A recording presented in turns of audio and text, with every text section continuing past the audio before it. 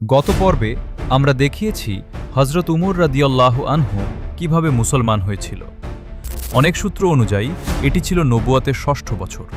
তখন হজরত উমর রাদিয়াল্লাহু আনহুয়ের বয়স ছিল প্রায় ৩২ বা ৩৩ বছর।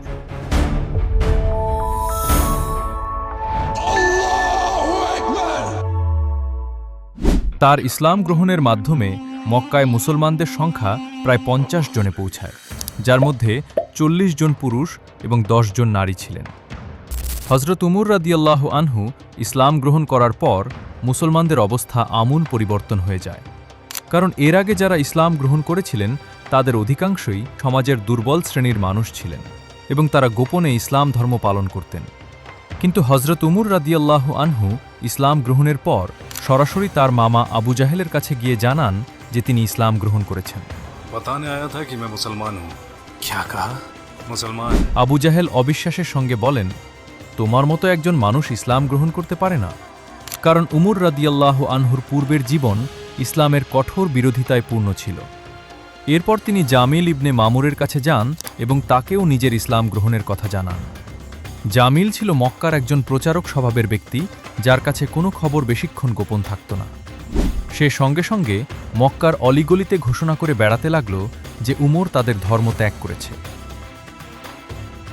হজরত উমর রাদিয়াল্লাহু আনহুয়ের ইসলাম গ্রহণের আগে মুসলমানরা গোপনে নামাজ আদায় করতেন, কিন্তু তার ইসলাম গ্রহণের পর মুসলমানরা প্রকাশ্যে নামাজ পড়তে শুরু করেন, এমনকি কাবার ভেতরেও নামাজ আদায় করতে থাকেন।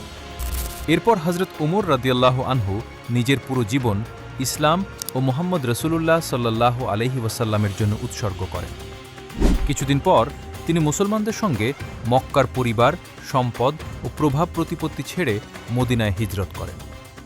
মদিনায় পৌঁছানোর পর রাসূলুল্লাহ সাল্লাল্লাহু আলাইহি ওয়াসাল্লাম মক্কা থেকে আগত মুহাজিরদের বিভিন্ন আনসার পরিবারের সঙ্গে বসবাসের ব্যবস্থা করে দেন।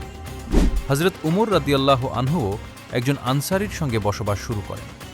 তারা নিজেদের সময় এমনভাবে ভাগ করে নেন যে একদিন আনসারী সাহাবী রাসূলুল্লাহ সাল্লাল্লাহু আলাইহি ওয়াসাল্লামের কাছে যেতেন এবং উমর রাদিয়াল্লাহু আনহু ব্যবসা দেখাশোনা করতেন, আর পরদিন উমর রাদিয়াল্লাহু আনহু রাসূলুল্লাহ সাল্লাল্লাহু আলাইহি ওয়াসাল্লামের কাছে যেতেন এবং আনসারী সাহাবী ব্যবসা পরিচালনা করতেন। হিজরতের মাত্র ২ বছর পর বদরের যুদ্ধে হজরত উমর রাদিয়াল্লাহু আনহু হজরত হামজা রাদিয়াল্লাহু আনহুয়ের নেতৃত্বে অংশগ্রহণ করেন। যুদ্ধ শেষে যুদ্ধবন্দীদের ব্যাপারে তার মত ছিল তাদের বন্দী না রাখা। যদিও রাসূলুল্লাহ সাল্লাল্লাহু আলাইহি ওয়াসাল্লাম ও হজরত আবু বকর রাদিয়াল্লাহু আনহুয়ের মতো ভিন্ন ছিল। পরবর্তীতে কোরআনের একটি আয়াত নাজিল হয় যা ওমর রাদিয়াল্লাহু আনহুর মতের সঙ্গে সামঞ্জস্যপূর্ণ ছিল। এই সিদ্ধান্ত সহ আরও কয়েকটি বিষয়ে তার দৃঢ় অবস্থানের কারণে তিনি আল ফারুক উপাধি পান, যার অর্থ সত্য ও মিথ্যার মধ্যে পার্থক্যকারী। বদরের ১ বছর পর উহুদের যুদ্ধে এবং পরে খন্দকের যুদ্ধেও তিনি মুসলিম বাহিনীর গুরুত্বপূর্ণ সদস্য ছিলেন। হুদাইবিয়ার সন্ধির সময় রাসূলুল্লাহ সাল্লাল্লাহু আলাইহি ওয়াসাল্লাম তাকে মক্কার নেতাদের সঙ্গে আলোচনার জন্য পাঠাতে চেয়েছিলেন, কিন্তু তিনি পরামর্শ দেন যে হজরত উসমান রাদিয়াল্লাহু আনহুকে পাঠানো হোক, কারণ তখন মক্কার নতুন প্রভাবশালী নেতা আবু সুফিয়ান উসমান রাদিয়াল্লাহু আনহুয়ের গোত্রের লোক ছিলেন। হুদাইবিয়ার সন্ধির শর্তগুলো অনেক সাহাবীর কাছে মুসলমানদের জন্য ক্ষতিকর মনে হয়েছিল। হজরত উমর রাদিয়াল্লাহু আনহুও এ বিষয়ে উদ্বিগ্ন ছিলেন। তিনি এতটাই উদ্বিগ্ন হয়ে পড়েন যে তিনি এসে রাসূলুল্লাহ সাল্লাল্লাহু আলাইহি ওয়াসাল্লামকে জিজ্ঞেস করে বসেন, আপনি কি সত্যিই আল্লাহর রাসূল নন? রাসূলুল্লাহ সাল্লাল্লাহু আলাইহি ওয়াসাল্লাম বলেন, অবশ্যই। উমর রাদিয়াল্লাহু আনহু বলেন, তাহলে আমরা কেন তাদের শর্ত মেনে নিচ্ছি? উত্তরে রাসূলুল্লাহ সাল্লাল্লাহু আলাইহি ওয়াসাল্লাম বলেন, আমি আল্লাহর রাসূল এবং আল্লাহর নির্দেশের বাইরে কিছু করি না। তখন উমর রাদিয়াল্লাহু আনহু নীরব হয়ে যান।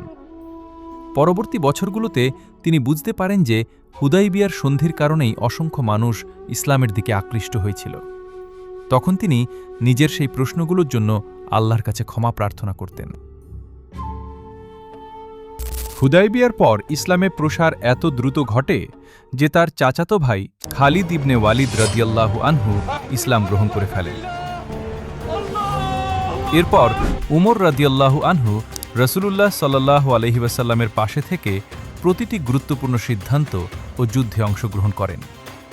রাসূলুল্লাহ সাল্লাল্লাহু আলাইহি ওয়াসাল্লাম তার কন্যা হাফসা রাদিয়াল্লাহু আনহাকে বিবাহও করেন। মক্কা বিজয়ের পর তাবুক অভিযানে উমর রাদিয়াল্লাহু আনহু মুসলিম বাহিনীকে সহায়তা করার জন্য নিজের সম্পদের অর্ধেক দান করেন। রাসূলুল্লাহ সাল্লাল্লাহু আলাইহি ওয়াসাল্লামের অফাতের সংবাদ যখন তার কাছে পৌঁছায় তখন তিনি গভীর শোকে বিশ্বাসই করতে পারছিলেন না। তিনি মসজিদে নববীতে দাঁড়িয়ে ঘোষণা করেন যে কেউ যদি বলে রাসূলুল্লাহ সাল্লাল্লাহু আলাইহি ওয়াসাল্লাম ইন্তিকাল করেছেন তবে তিনি তার বিরুদ্ধে ব্যবস্থা নেবেন। পরে হযরত আবু বকর রাদিয়াল্লাহু আনহু সবাইকে বাস্তবতা বুঝিয়ে শান্ত করেন এবং মুসলিম উম্মাহকে ঐক্যবদ্ধ রাখেন।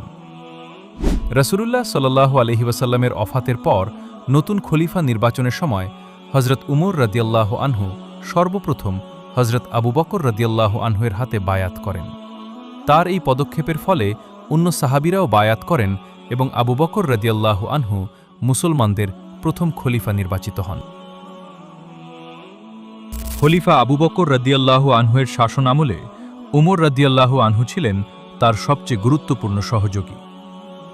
ইয়ামামার যুদ্ধের পর বহু হাফিজ শহীদ হওয়ায় কুরআন সংরক্ষণের বিষয়ে উদ্যোগ নেওয়া হয়।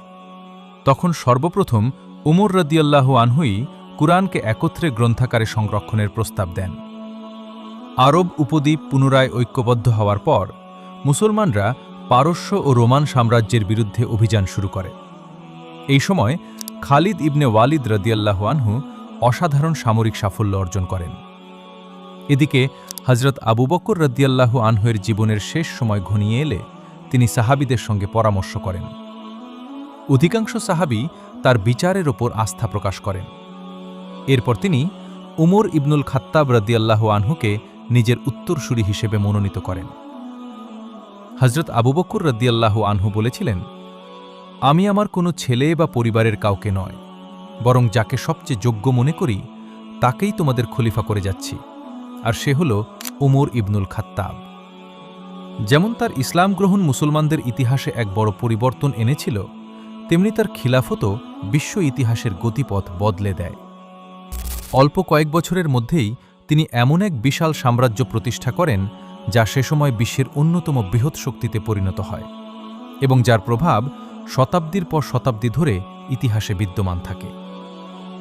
তো এই ছিল আজকের পর্বের ভিডিও।